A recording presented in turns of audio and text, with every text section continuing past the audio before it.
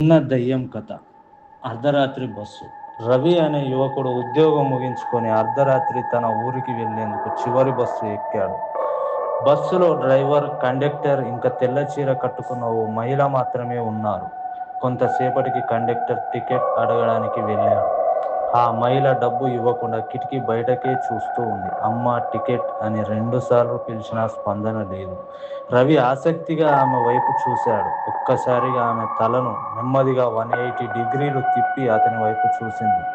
కళ్ళల్లో తెల్లని వెలుగు, ముఖంలో వింత నవ్వు. భయంతో రవి గట్టిగా అరవగానే డ్రైవర్ వెంటనే బస్సు ఆపాడు. మళ్ళీ చూసేసరికి ఆ సీటు ఖాళీగా ఉంది.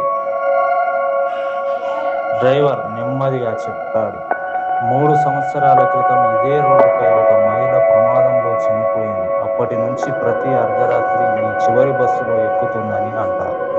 కానీ ఆమె ఎప్పుడూ గమ్యస్థానానికి చేరదు. రవి వణుకుతూ బస్సు దిగిపోయాడు. మరుసటి రోజు వార్తల్లో చూశాడు. ఆ రాత్రి తాను దిగిన 5 నిమిషాలకే ఆ బస్సు పెద్ద ప్రమాదానికి గురైందని.